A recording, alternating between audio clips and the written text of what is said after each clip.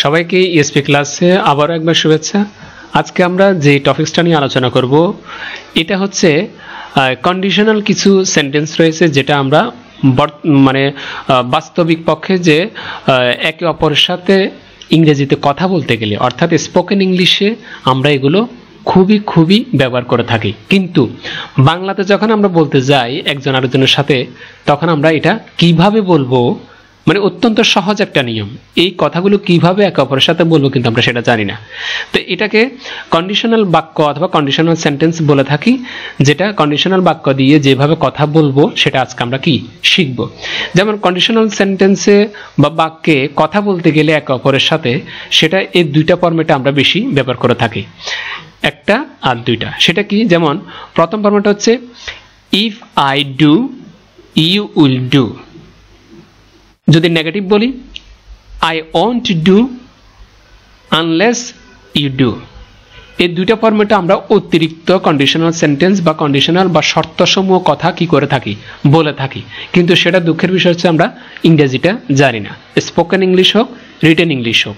তা আজকে আমরা এই সমস্যাটা আমরা দূর করবো, কিভাবে আমরা কন্ডিশনাল সেন্টেন্স অর্থাৎ শর্ত দিয়ে একে অপরের সাথে নিজের ভাব আদান প্রদান করতে পারি ইংরেজিতে স্পোকেন ইংলিশে। ঠিক আছে, আজকে আমরা সেটা দেখবো। যেমন কন্ডিশনাল সেন্টেন্সকে মূলত চারটা ভাগে আমরা কি করেছি, ভাগ করেছি। তার মধ্যে ফার্স্ট কন্ডিশনাল, যেটা সম্ভাব্য ভবিষ্যৎ ঘটনা বলতে, মানে যে সমস্ত বাংলা কথাগুলোর ভিতরে ভবিষ্যৎ ঘটনা থাকবে, মানে ভবিষ্যতে কোনো ঘটনা হবে এরকম কিছু থাকে, তাহলে ওই সমস্ত কথাগুলো আমরা কিভাবে বলবো।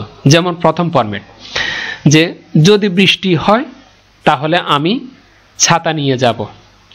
যদি বৃষ্টি হয় তাহলে আমি ছাতা নিয়ে যাব, এটা হচ্ছে বাংলাতে। তো এটাকে আমরা ইংরেজিতে কিভাবে বলবো, দেখো, if it rains I will take an umbrella. If it rains I will take an umbrella. এখন দেখো, এই যে আমি তোমাদেরকে একটু উপরে দেখালাম যে এই দুইটা ফরম্যাটে আমরা কি করে বেশি ব্যবহার করে থাকি। একটা হচ্ছে if I do, if I do you will do. এখন এটা হলো কিনা, অর্থাৎ এই ফরম্যাটে হলো কিনা দেখো। প্রথম হচ্ছে ইফ, ইফ আছে, তারপর হচ্ছে সাবজেক্ট আই, আই এর জায়গায় কি আছে সাবজেক্ট ইট, যেটা থার্ড পারসন। তারপর হচ্ছে ডু, এই ডু এর জায়গা অর্থাৎ ডুটা পরিবর্তনশীল, ভার্বটা পরিবর্তনশীল, ভার্ব কি আছে রেইনস। ঠিক আছে, এরপরে দেখো কমা কমা, ইউ উইল ডু, ইউর জায়গায় সাবজেক্ট কি আছে আই, তারপর উইলের জায়গায় উইল আছে, আর ডু এর জায়গায় কি আছে ভার্ব টেক, বাকিটা হচ্ছে অবজেক্ট। ঠিক আছে, এইভাবে আমরা পরিবর্তন করব। ঠিক আছে, এটা হচ্ছে ফার্স্ট কন্ডিশনাল। আমি আবার বলছি, যদি বৃষ্টি হয় তাহলে আমি ছাতা নিয়ে যাব। এই সমস্ত কথাগুলো ইংরেজিতে বলতে গেলে if it rains I will take an umbrella. পরেরটা কি, যদি আমি লিখি তাহলে তুমিও লিখবে। If I write you will write. যদি আমি লিখি তাহলে তুমিও লিখবে। কত সহজ, সিম্পল কতগুলো কন্ডিশনাল বাক্য বা সেন্টেন্স। এরপরটা, তুমি না করলে আমিও করব না। তুমি না করলে আমিও করব না। তুমি না আসলে আমিও যাব না। এই যে কথাগুলো, ঠিক আছে। এখন কথা এটা যদি আমি ডু দিয়ে করি তাহলে করাটা হবে, আর যদি পরিবর্তন করে দিই, যেমন আই ওয়ন্ট গো, নেগেটিভটা এটা দেখো, নেগেটিভ ফরম্যাটটা দেখি আমরা একটু।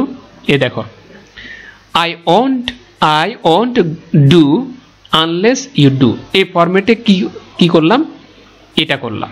কোনটা, যে I won't go unless you come. যদি না তুমি আসো তাহলে আমি যাব না। আই ওয়ন্ট গো, আমি যাব না, আনলেস ইউ কাম, যদি তুমি না আসো। যদি তুমি না আসো তাহলে আমিও যাব না।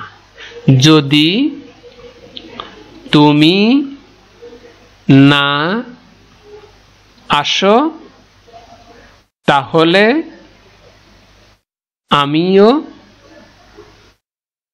যাব না। ঠিক আছে, এই সমস্ত কথাগুলো আমরা এই ফরম্যাটটাতে ব্যবহার করতে পারি, অর্থাৎ নেগেটিভ সেন্টেন্সটা conditional negative sentence. I won't go unless you come, কারণ এই আনলেস দ্বারা নেগেটিভ বোঝাচ্ছে।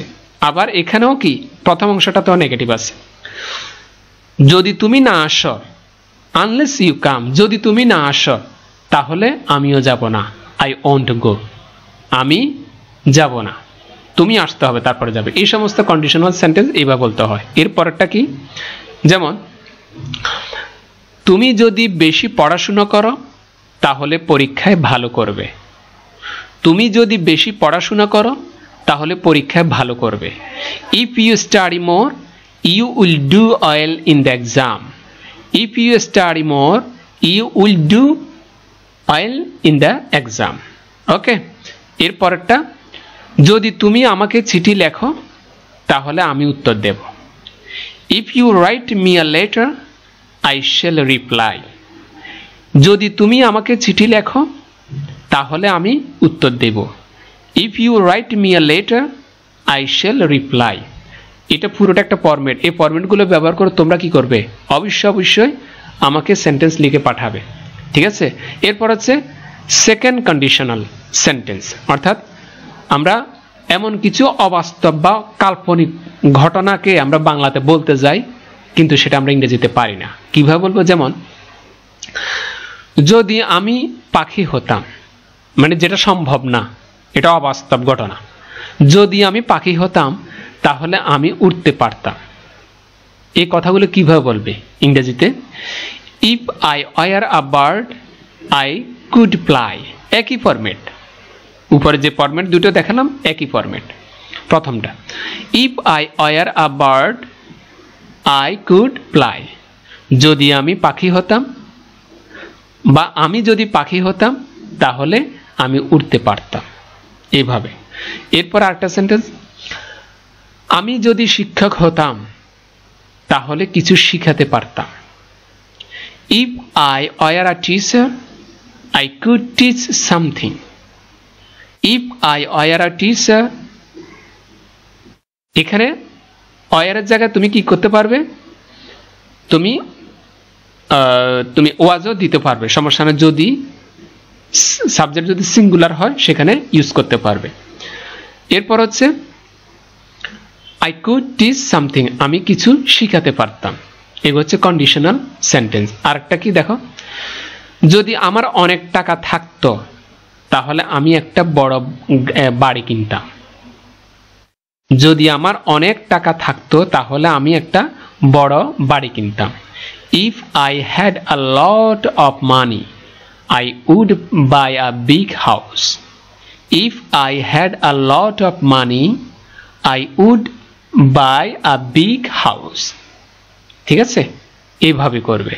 এরপর আমরা দেখব যে থার্ড কন্ডিশনাল, অর্থাৎ তৃতীয় যে শর্তের বাক্যগুলো থাকে এগুলো কি, যেমন অতীতের অনুশোচনা বা সম্ভাবনা। অতীতের কোনো কথাকে যদি আমরা শর্ত সাপেক্ষে বলি, এগুলো কিভাবে বলবো, যেমন বাংলা কথাগুলো হতে পারে যে যদি সে কঠোর পরিশ্রম করত, তার মানে এটা অতীতের কথা, তাহলে সে চাকরিটা পেয়ে যেত।